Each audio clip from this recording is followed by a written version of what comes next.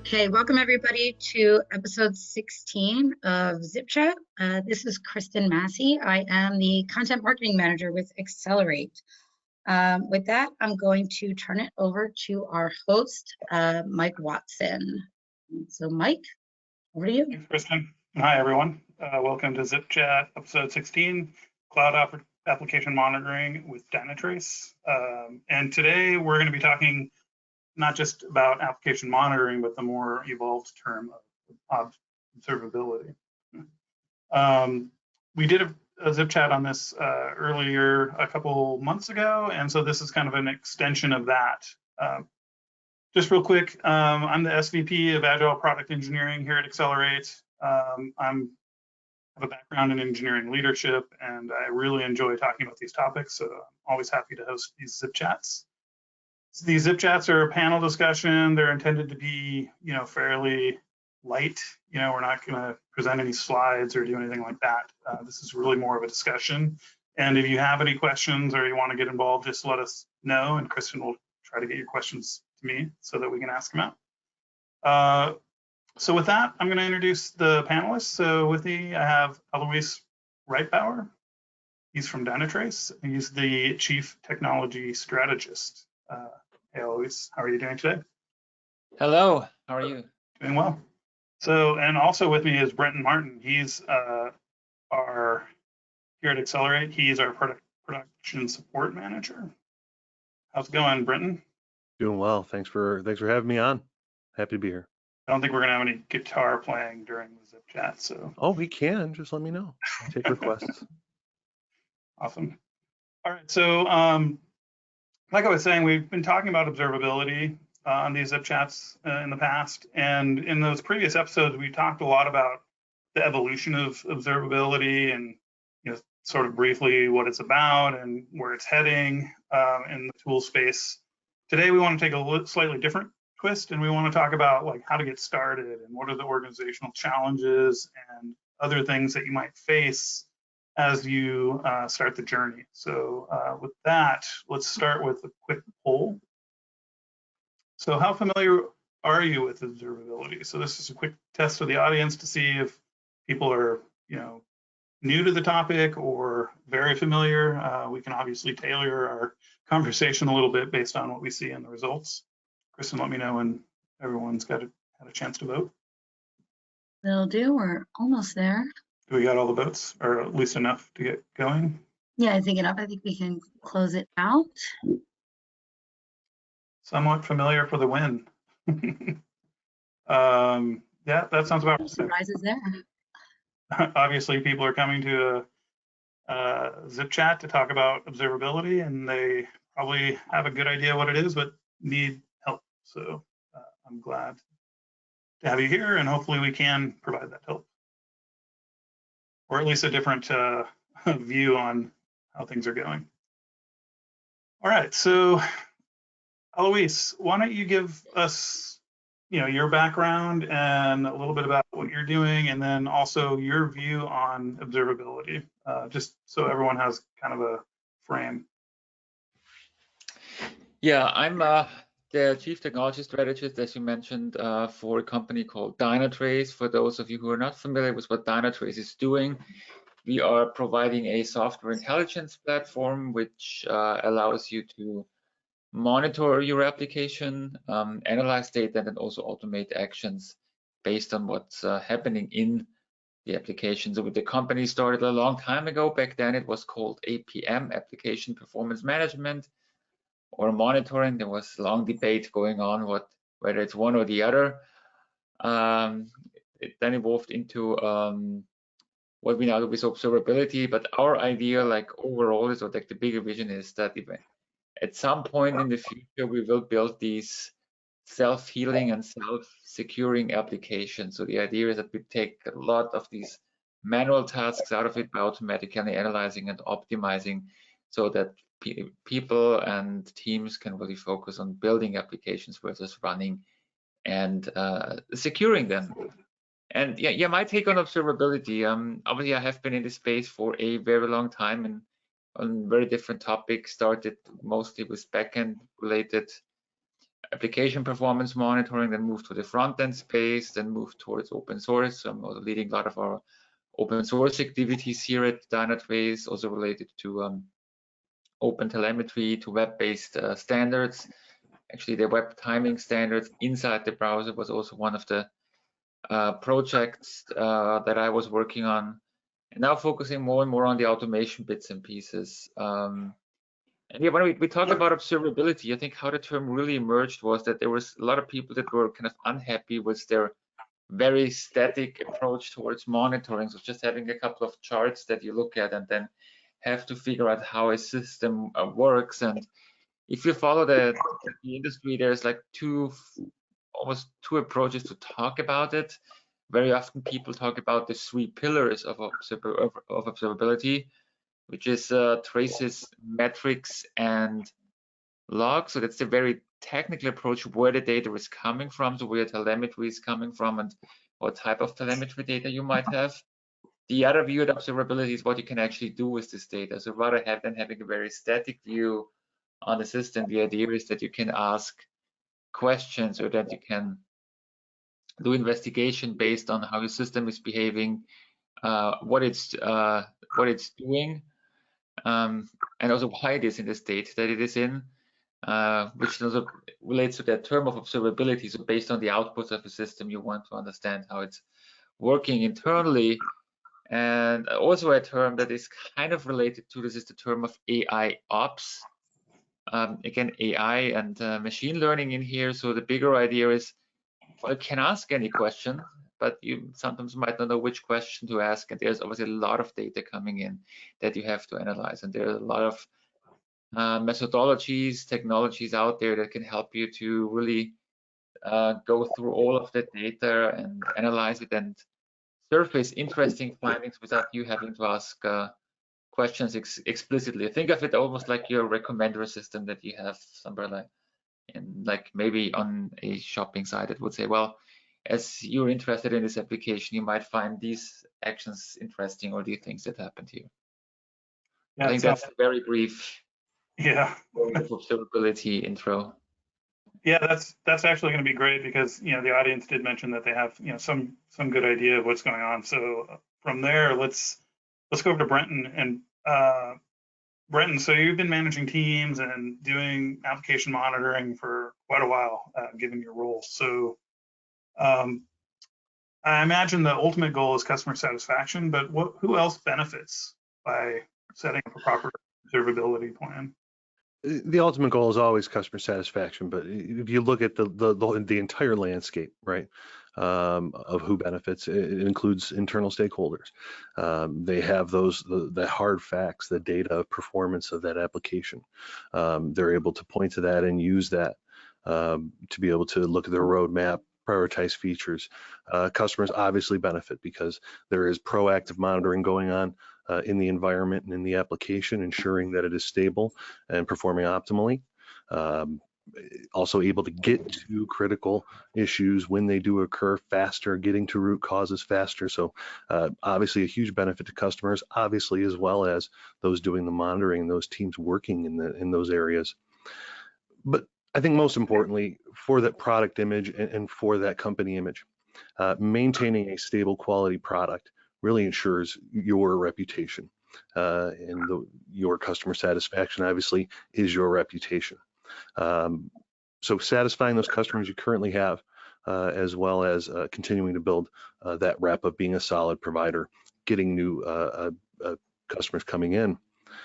But the development teams as well can leverage these monitoring tools, seeing how the application actually performs in production. And in some of our earlier talks, Alois, you brought this up, and I wanted to circle back to it, was developers, in most cases, don't really have a production environment or any kind of mock-up that they can do testing or evaluation. And these tools really allow developers to be able to see the landscape of what's happening in that environment, be able to look at features and optimization and improvements that they can make down the road.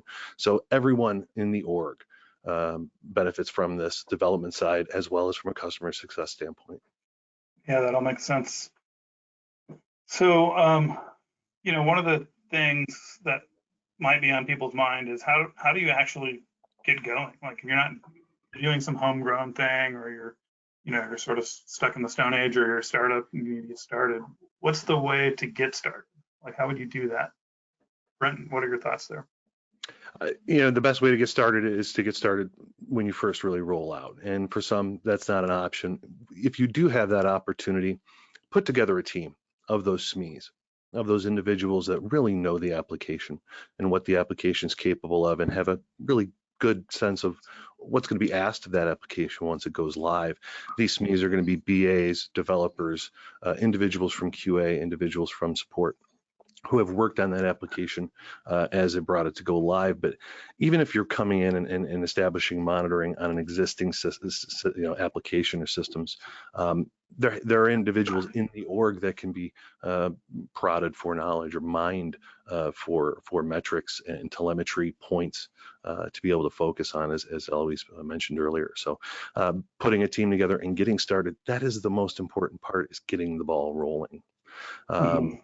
Once that starts, you're able to build baseline behavior. You're able to figure out what is our nominal, and then begin to use, as Eloise mentioned earlier, AI, machine learning, anomaly detection, these fantastic new technologies that are available to be able to target and improve customer service and satisfaction, head off issues, and resolve issues quicker when they come up. Yeah, that's interesting. So one of the things I was wondering is building that model. I mean, it might change frequently, right, with modern technologies. So as part of the AI and these tools like Dynatrace, are they able to react to that and help you evolve the model in real time? Is that part of the product offering? Eloise, you want to go ahead? Yeah. Yes, actually, it is part of the solution. So what your models do, you have, and in Dynatrace we call this a smartscape. So it's more or less an entire model of your entire landscape, all the way down from your servers, your network, the processes running the applications that are running inside those processes, the functionality they provide to end users and the end users themselves. So you might go all the way up to saying, yeah, one of my premier customers is currently trying to check out from their shopping cart or doing things like this. So this is the model that is built up, and we use on the one hand agents and also other data that we input and build up this model in real time, and it also gets updated in real time.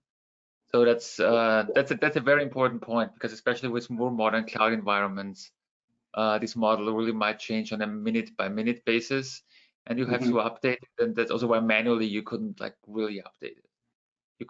You might remember like the good old days of CMDBs. And usually they were outdated once they were created. That's like, I mean, massive job security, because somebody always had to update them. So the idea is to really create this entire model of your application really dynamically at runtime and track all changes on the one hand to that model, but also the behavior of the application. So that's also the secret of web, because some people say, well, it's AI and it's doing something magic in the background. That's not really true. It like discovers everything, puts this data into context, and learns how it changes and how it behaves over time.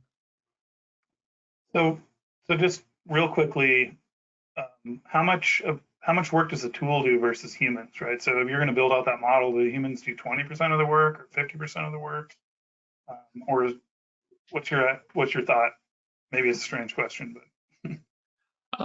So for building the model, most of it can be automated. So I think we're like 98% of building the model is automated, because it's discovered using agents and then created, and then the systems learn automatically. So this is what what we call like a software intelligence platform as Dynatrace gives you, really out of the box. You might want to tweak and tune it in some areas, and you might want to add additional information in certain areas that where we want to optimize it. But the idea is to really install these agents on your system, or you make them part of your rollout process, and then things really get discovered dynamically. That's also the value if you have to manage like a very large infrastructure. And that's, by the way, also a funny anecdote. When I started working in performance monitoring, we talked about large environments when it was like 100 JVMs. and it became at some point like 1,000, then it became 100,000. And today we're talking in many cases about millions of containers. So the order of magnitude of the size of the systems we are talking about, especially with microservices, grew massively. So you can't really rely on humans to input all of this data and like to build up this model. This must be fully automated, and that's where the entire industry is headed. Yeah, that totally makes sense. So the summary of what you're all saying is just get a tool and go. It sounds simple, Mike, but to some extent, yes. If you're not monitoring today, you're waiting for something to happen. If you're actively monitoring, you have the opportunity to get ahead of it. Yeah, sounds good. Yeah, and the benefits to the customer and everyone, as you mentioned, definitely make that seem like the right thing to do. So let's switch gears a little bit and let's talk about what happens once you get started. So one of the things we were talking about in the preps is this concept of human bias when dealing with incidents. And I thought you had some interesting things to say about that. Can you share with the audience that? Yeah. Yes. So obviously, most monitoring tools are used primarily if there are problems with your systems. That's where most people honestly get started. And it has been in this space for quite a while. And usually that's when most people get interested in monitoring, when systems do not work. So they don't use them for optimization first. But what we have to be aware of when we are in this situation, that we have to fix a problem. And we try to obviously fix it as quickly as possible. And we came up with our own ideas, our own assumptions why the system doesn't work the way it's supposed to work. And there's like a whole list of human bias that comes into play. And like one example is confirmation bias. You have you make this high-level guess that, okay, it's going to be the database. And what then immediately happens, you look for all indications that it actually is the database, because that's your assumption where you want to go. And you will find maybe a long-running query here and there, and you might find some problem here and there, but what you don't do is you look at all the other possibilities that are in there. So very often you see people really going in one direction, either out of experience or because it's guesswork or because they are simply stressed and try to find something to fix. Sometimes they might even go down the route where they think this is most likely the point that is the most easy to fix, and then they just want to confirm what they have already thought about. And the value of really automated analysis here is that this doesn't happen. And we talked about this in the preparation here. I usually use a very simple example here in the demo, and it's a web application. And it shows this error message that says method XYZ of undefined is not defined, like this usual JavaScript error that you will see if obviously you have code that tries to access something that's not properly done. And what everybody says, yes, we have to go to the front-end team. Like this is a front-end error, let's go to the front-end team and ask them what they deployed. And I tell them, well, if you go to the front-end team right now, they would tell you that they didn't deploy anything in the last 4 days. Yes, but this is a front-end error. I mean, it's obvious. It must be the front-end team. So they must have done something. Did maybe somebody roll back or anything? And only later you find out, like when you have like this automated root cause analysis capabilities as part of monitoring solutions, that the actual reason is that the MongoDB in the backend crashed. And what does MongoDB do? MongoDB ships the JavaScript files to the front end. So the reason why the front end is not working is because anything was changed with the front end code, but your JavaScript files were not shipped to the front end. And that's why you get a lot of JavaScript error. And I think this is a great example of human bias. Like we see this like one indicator, it lets us run in one direction and ignore everything left and right. And the advantage here really of an automated system is, or an AI-based system is, it doesn't have that bias that it just goes in that one direction. It tests every possible option and just see which one is the most likely one, and also tries to invalidate what is not properly working, because obviously it's also much quicker. As humans, we have to also kind of like rely on this bias.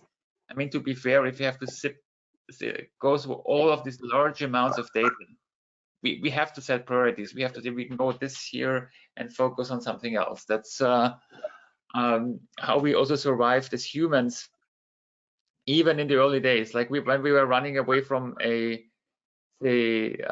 tiger or dangerous animals, we were looking at the road in front of us, that we don't fall over or anything.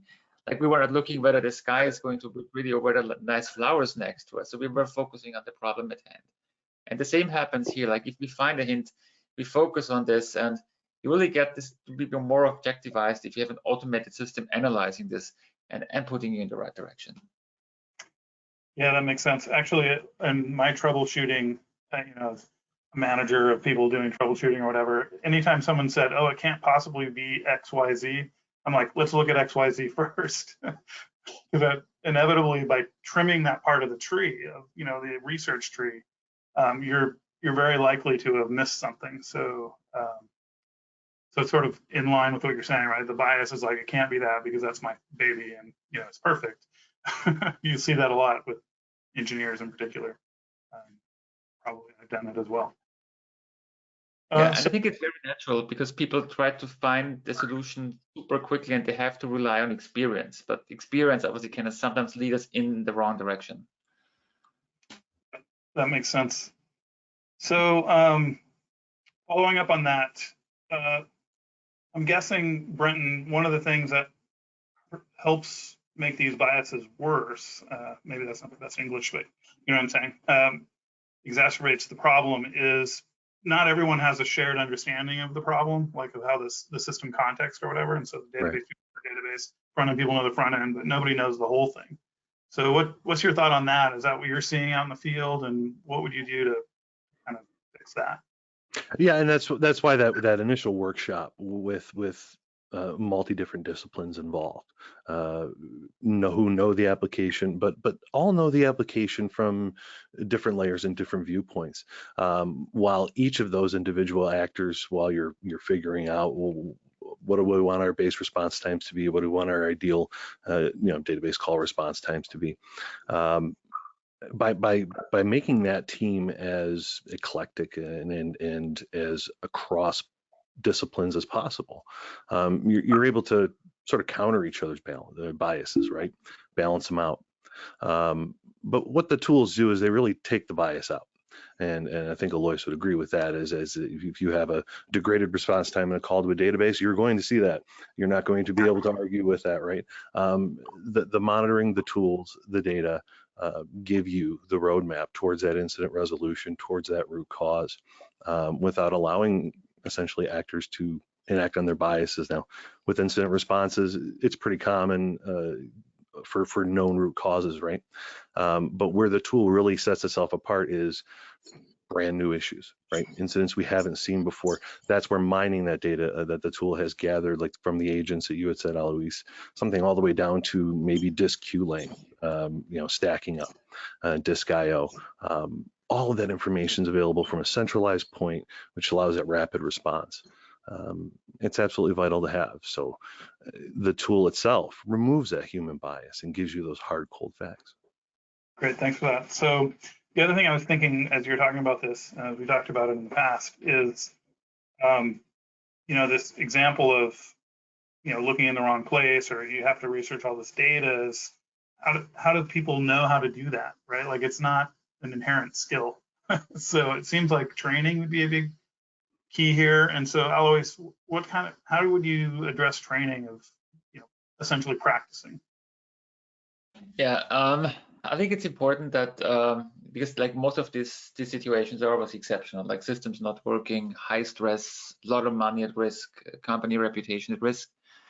So first of all, obviously systems take a lot of the complexity by pre-analyzing the data and putting you in the right direction. But still, you can do something to make the situation less stressful. And there's this saying that I recently heard. I think it's from actually the Navy SEALs. That is, you don't live up to the situation, but you fall back to your training. And I think that that's very important. So just because the situation gets hard, you're not getting like massively better at doing something. So what people should practice, and what you could even make as a gamification for your team, and to make things feel more natural, is to, for example, use chaos tests, chaos engineering, like you run chaos experiments.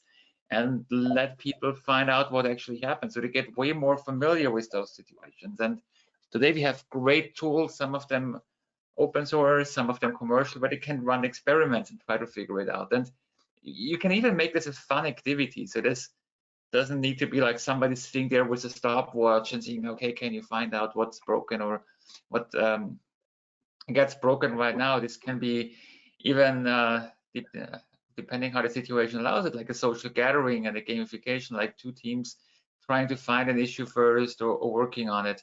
So the more familiar you are with the process, the better it is. And you also need to be familiar with the tool, even if the tool pushes you in a lot of the right directions. If the time you first see your observability, your monitoring tool, when you actually have a problem, that's not when you want to see it. You want to be familiar with this. You want to understand how to configure it, how to use it, how to query, and how to interact with it. And these are all things that you can train, for example, with chaos experiments, where you deliberately let things fail. And again, you can even make like a funny social event out of it, that you run chaos experiments and then you have 3 teams and you look which team finds the problem first by giving them the information that they have. And then as they're more familiar with it, you will know that once they're in the same situation, they can go back to their experience and like follow the same procedure and follow the same approaches than they did in the training situation. Basically, that's how we do most of the things that we learn. We just don't go out and do things. Usually training is a very central component, and usually we train way more than we like are like in a competition, if it's sports or anything. Yeah, I think in sports they say that 80% or more of your actual activities are in the training sessions versus the actual matches. Okay, so that's good. Just checking real quick, see if there's any audience questions. Doesn't look like it yet, so let's just move on. I've got another poll to bring up, so Kristen, really help bring that poll up. Awesome. So at what stage of the observability journey are you? So a lot of you know about it. Some of you probably are implementing. So we're interested in, where everyone's at in that journey. So Brenton, what type of music do you like to play? I like to do a lot of weird stuff. I'll take metal songs or harder songs and balladize them. I find that to be challenging and fun. Playing Tool on a ukulele, I mean, that's as in chaos experiments, I guess, on the ukulele would be my would be my forte. But aren't they saying that everybody can play on a ukulele? So it always sounds good. Absolutely. No, and it is so easy to pick up. It's quick to pick up. It was my intro into bass. So if you're looking for something to eat some time on your observability journey, pick up a ukulele to go with you. It comes in handy at campfires, I'll tell you. All right, so why don't we go ahead and close the poll? Close the poll, yep. And look at the results. While I'm thinking about Tool being played on the ukulele. So a lot of people are in the internal stakeholders identified. So in the beginning, executive buy-in. So kind of on the beginning side, which again, probably why you joined to listen to us, get some ideas on how to move the project forward. Awesome. Would be interesting to know what the others are. Maybe they can add something to the chat. Because it's like 40% others. Yeah. Feel free to let us know, and Kristen will relay that information.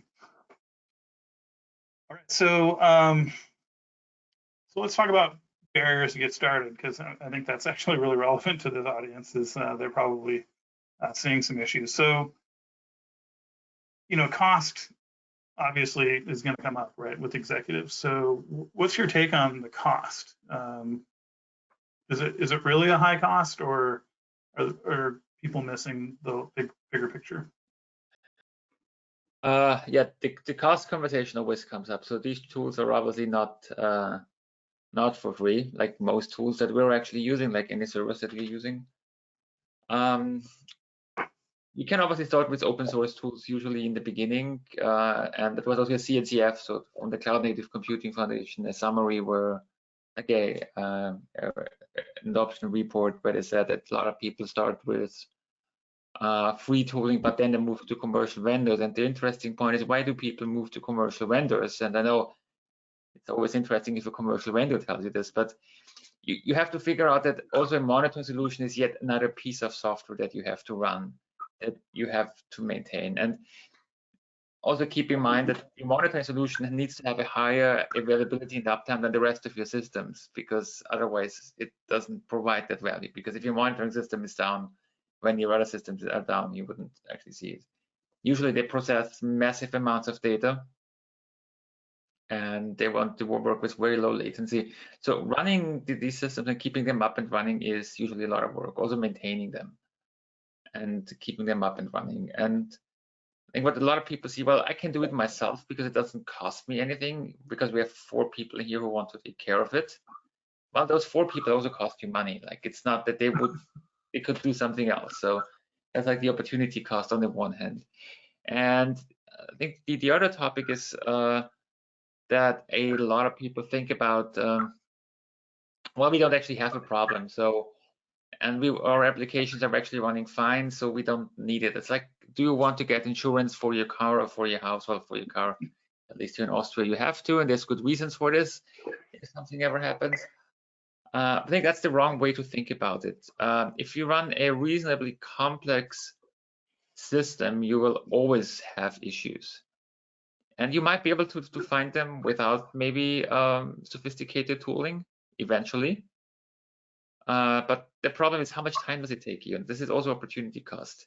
Sometimes we heard from people it takes you like weeks to find what the actual issue is, especially with intermittent errors that you cannot easily analyze. So we're not just talking about maybe something very obvious like a disk failing or network segment failing, but something maybe only happening for a sub-segment of your customers, where tracing is super helpful, that you can exactly identify this, like one request from this customer, what's going wrong there, which otherwise might take you forever, and you don't want to call your customer about the problem. And beyond that, very often you might not even know that you're having issues. If you run a reasonably large web property, for example, users usually won't call you if the application is not working. They will move somewhere else. Like if you're running an online shop and it's not working and people cannot check out, they will move somewhere else. So there might be a lot of problems implicitly in there as well. Plus, as I mentioned in the beginning, a lot of observability tooling is still used a lot for resolving problems, but there's other areas as well. If you can identify optimization potential to make your applications run not only faster, but also consume less resources, that's also where you're getting massive benefit out of it, and also like having this better understanding of your systems as a whole. So yes, there is cost, but if you look at all of these different areas and also related benefits, like if your team maybe spends, and we have those numbers when we work with some customers where they automated a lot of the remediation processes, like to like restarting machines, scaling things up that might usually take hours into seconds or even less. And you get back people's time, and usually all of us don't have enough people to work on interesting projects. So my answer is, how much is the worth of that, or the interesting projects that you don't have time to work on because you're busy, your people are so busy keeping the lights on? And then suddenly if you take all that cost into account, I think you have a different cost benefit, that like comparing it like to that one outage that you might have had maybe half a year ago. So it really requires to more holistically to look at what do you want people to really spend time on. Plus there's obviously other costs. Usually when things really start to hit you, the amount of impact is massive if you don't have the proper tools in place. It's a difference if an application is unavailable for 2 minutes or it's unavailable for 4 hours. Yeah, and another thing is, as an engineering manager, and the perspective there is a lot of times your most critical path resources end up getting, pulled off to deal with these analyses, and so it's actually, the cost is worse than that person's time, because you're actually potentially blocking more people. Like 2 other developers and 2 QA, they're waiting, right? So you have to think about that too. There's a knock-on effect taking your best people and that's a very interesting point, yeah, because if you don't know where to start and if it's a reasonably complex system, what people like historically did, not like to use the military analogy here, but they used to have a war room. So because we don't know what is broken, we better bring everybody in the company into like one room and let them figure it out. And if there's like just only one service that's not working and you bring 20 people in there, you're more or less wasting 19 people's time for how long it takes to resolve the problem. So the costs then are massive. And if you take all of this into account, suddenly the investment in proper observability tooling becomes way less the issue than otherwise the cost that you would incur for analyzing those problems.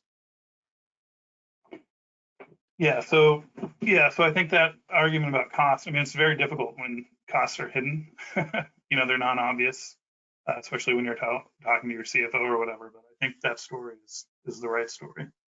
So I want to get to one last point, and this is about customers getting involved in the process, right? So you're a SaaS provider, and all of a sudden you have a big customer, and they're like, we want to know about, we want to get reports out of how your system's running.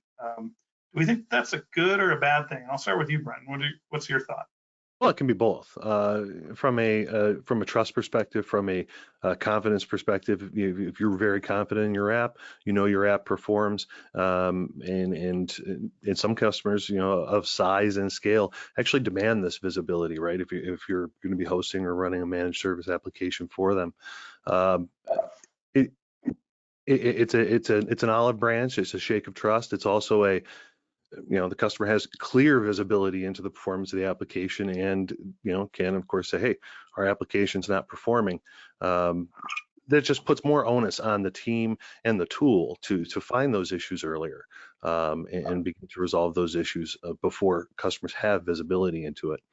But when you have a hosted shared application that you are providing, many customers are demanding that they have this visibility. So again, just build a quality app, keep it stable, and use the tools for what they're there for, which is to continually optimize your implementation the way you design your application and future enhancements, so that the customer, every time they look at that page, it's nice and it's clean and it's what they expect and it's what they're expecting you to deliver. Again, increasing your reputation. Yeah, but even if there is an issue, I mean, the working together with the customer and them being able to see like, oh yes, you have a problem and you see what you're doing about it. I think that creates a good partnership with the customer, and I think that's how long-term relationships really flourish. So it does seem like a good idea. So Alois, what's your perspective on this? Yeah, I think this trust and common understanding is super important, even in this type of interaction. Very often there are discussions that you want to have with your customers that might lead to them investing more in infrastructure that they're using.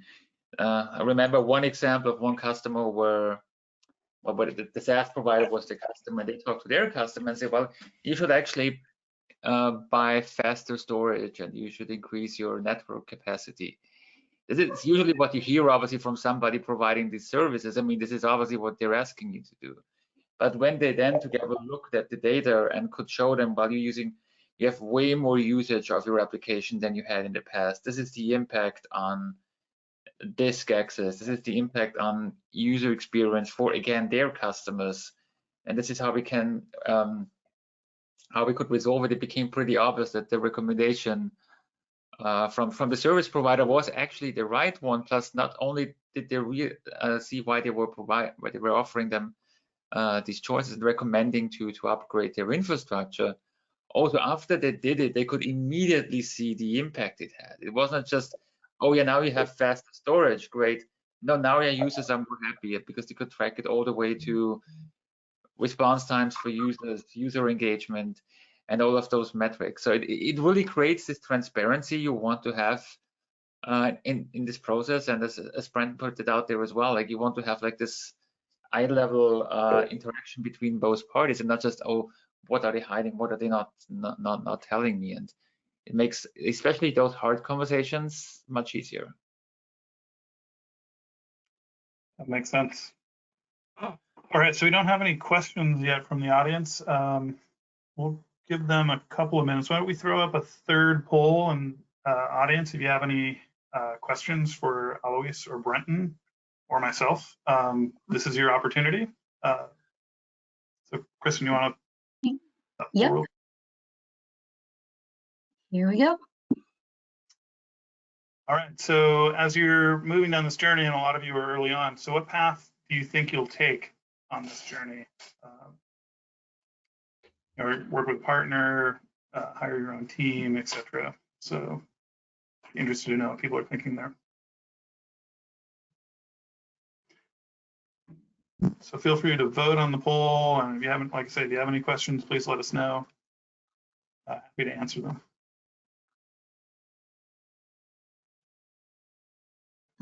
Give me 1 second. There we go. Awesome. So either work with a partner or hire people. Makes sense. Awesome. Kristen, any questions? I am not seeing any questions. Okay, well, I guess people. That doesn't mean that there's something out there I haven't seen. So feel free to send in your questions or flag me down in the chat window, either or, if you're feeling I'm like looking you're over there and I haven't seen you. It looks like there's a Stuart Zimmerman out there that's got his hand raised. I've never seen that before, but that's a cool feature. That's new. Yeah. Stuart, do you have a question for us? If you do, we can just actually unmute your mic and have you ask it directly. Yeah. And if not, I'm happy to wrap this thing up. So yeah, so Alois, Brenton, thanks for joining me today. It's been really insightful conversation. I've enjoyed it. I enjoyed all the prep as usual.